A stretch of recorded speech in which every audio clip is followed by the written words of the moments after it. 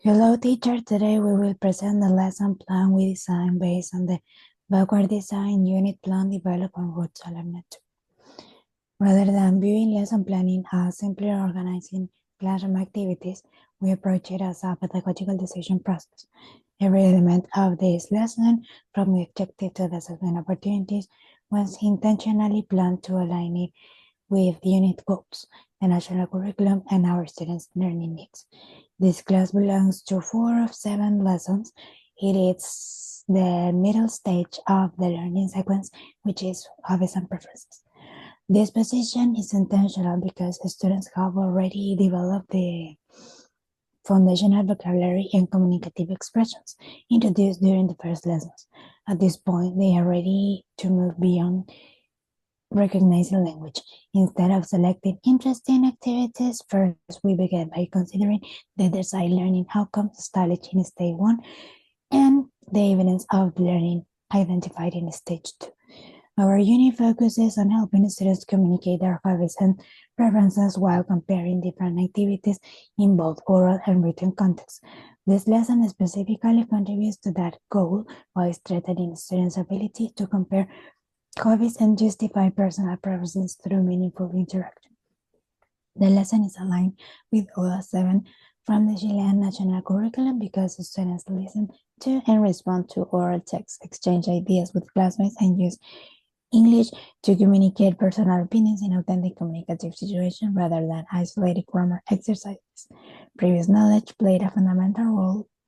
Before this lesson, students had already learned vocabulary related to hobbies and free time activities, expression for likes and dislikes, and introductory comparative structures. Instead, it provides opportunities for students to consolidate and extend their existing knowledge through meaningful communicative tasks. So the class objective is that students will be able to compare hobbies and preferences by justifying their opinions using comparative adjectives and expressions of preferences. During the pre-stage, our main purpose is to activate prior knowledge and prepare students for meaningful comprehension. Instead of just introducing grammar explicitly, students begin by discussing familiar hobbies through visual prompts and paired interaction. This, of course, allows them to reconnect with this previous learning vocabulary while creating an engaging context for the lesson. During the wild stage, students work with a listening activity in which two teenagers compare their hobbies and explain their preferences. We consciously selected listening as the main source of input because it exposes our students to authentic language in context because before asking them to produce it by themselves. Through prediction, listening for specific information, peer discussion, and the whole class feedback, students gradually notice how comparative language is naturally used to express their opinion. Finally, in the post stage, students move from language awareness to control practice and finally semi-control oral production. This progression reflects the gradual release of responsibility, allowing learners to move from teacher support toward a greater independence.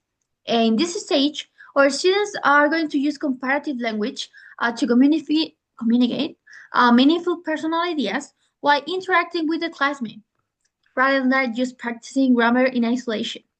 Throughout the lesson, we incorporate collaborative learning and formative feedback.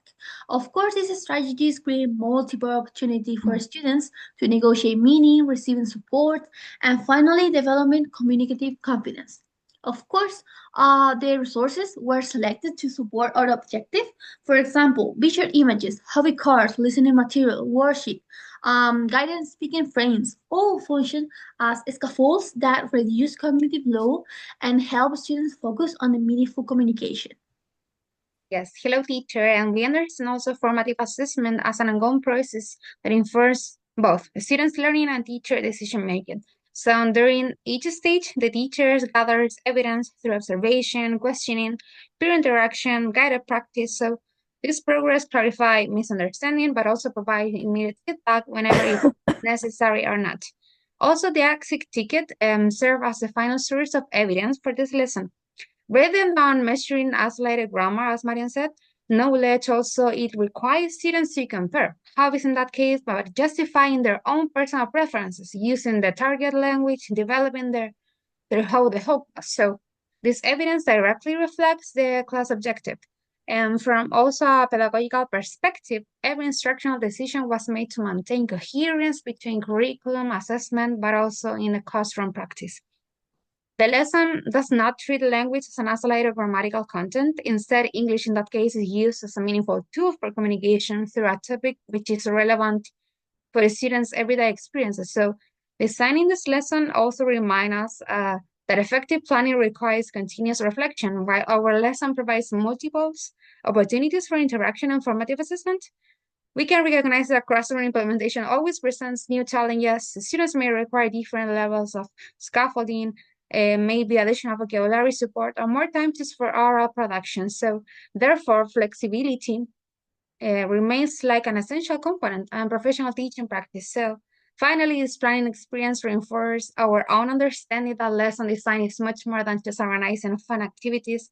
It involves making informed pedagogical decisions based on curriculum, based on evidence of learning and students, of course, their needs. And by following also the principles of backward design, in that case, we ensure that every stage of the lesson contributes progressively toward the broader learning goals of the unit, but also prepares our students in that case for a successful completion for the final performance task. So thank you, teacher.